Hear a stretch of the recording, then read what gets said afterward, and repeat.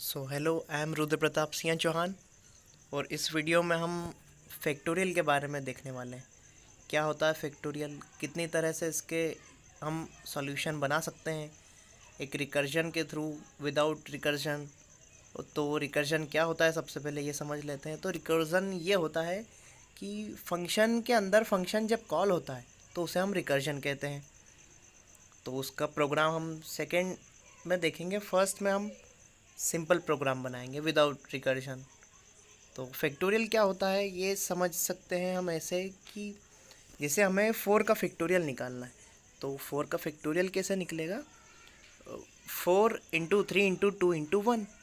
तो जो भी हमारा आंसर आएगा 24, वो हमारा फैक्टोरियल निकल गया। अब 3 का कैसे? 3 इंटू 2 इंटू 1, 3 इंटू 2 6, 6 इंटू 1 6। तो ये हमारा आंसर हो गया। तो चलिए स्टार्ट करते हैं हम प्रोग्राम बनाना। मेन मेथड बना ली मैंने। अब इसी के साथ स्कैनर स्कैन कर लेते हैं। जो नंबर हमें जिसका फैक्टोरियल निकालना है उसे हम स्कैन कर लेते हैं। स्कैन कर लिया।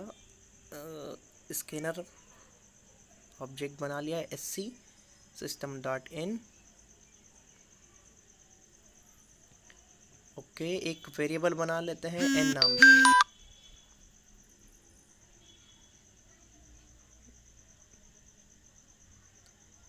n नाम के वेरिएबल में हम इनपुट स्टोर करवा लेते हैं। नेक्स्ट इंट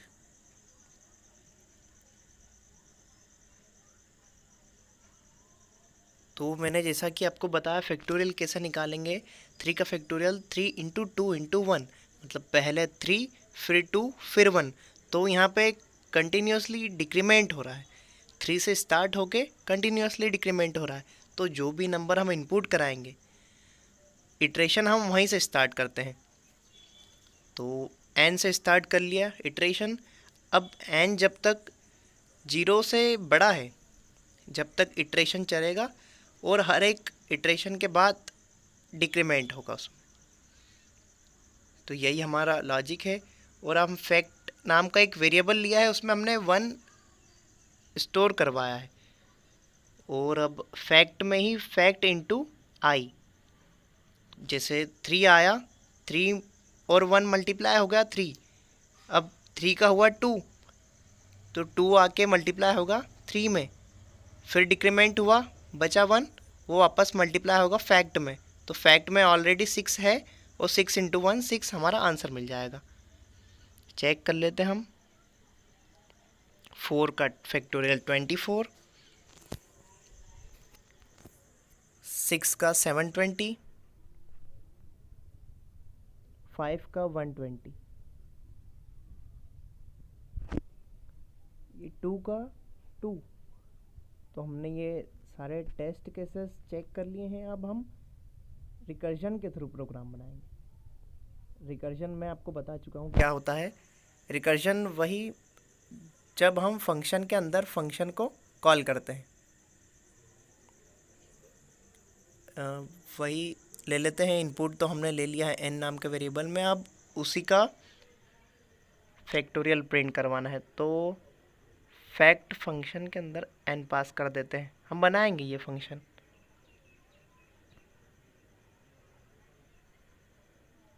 तो पब्लिक स्टैटिक इंट रिटर्न कराना है, तो इंट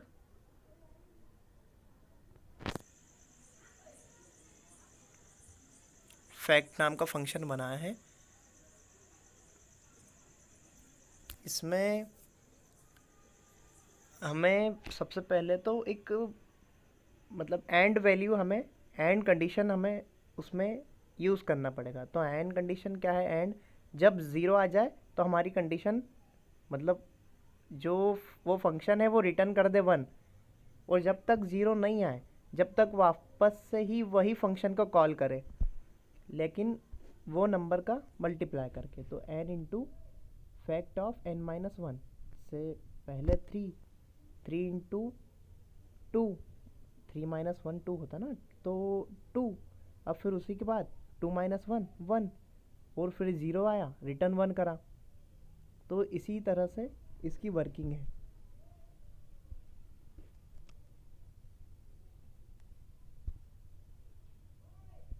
4 का 24, 5 का 120, ये भी चेक कर लिया हमने।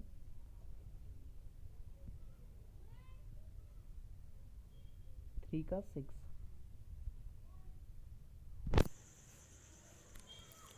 ये टेस्ट केसेस देख लिए। अब हमें एक प्रोग्राम बनाना है जिसमें हमें 0 से 10 के बीच में ऐसे नंबर फाइंड करने हैं जिनका फैक्टोरियल सेम हो। तो ये काफ़ी इंटरेस्टिंग प्रोग्राम है बेसिक बिगिनर्स के लिए। तो आप ज़रूर ये वाला प्रोग्राम देखिएगा कि कैसे बनेगा, किस तरह से बनेगा। तो हमने फैक्टोरियल तो निकालना हमने बना ही लिया है फंक्शन, उसका रिकर्शन के थ्रू आंसर भी आ रहा है, हमने चेक कर लिया है। अब हम 2 लूप लगाएंगे उसके लिए।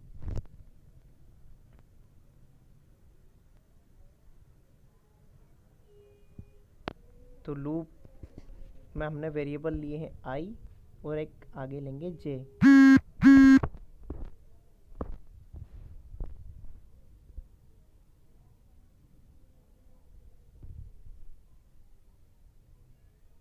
और j की स्टार्टिंग हम कहाँ से करेंगे? i जहाँ से स्टार्ट हुआ है उसी के जस्ट एक आगे से।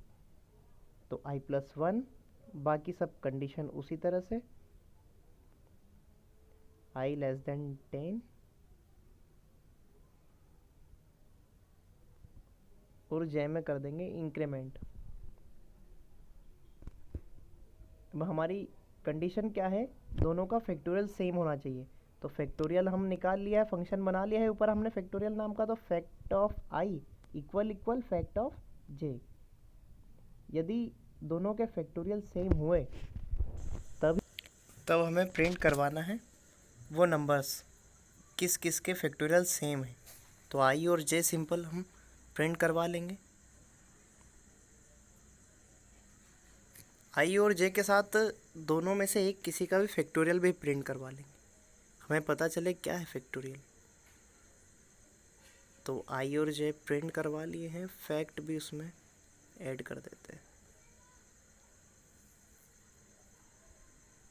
फैक्टोरियल ऑफ i कर देते हैं। अब हम हमारा प्रोग्राम रन करके देख लेते हैं।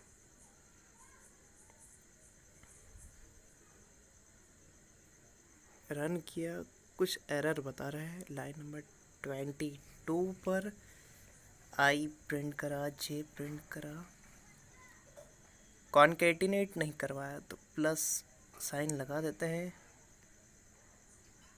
अब रन करते हैं हमारा प्रोग्राम। तो देखिए हमें आंसर मिल चुका है 0 और 1, और इन दोनों का ही फैक्टोरियल होता है 1।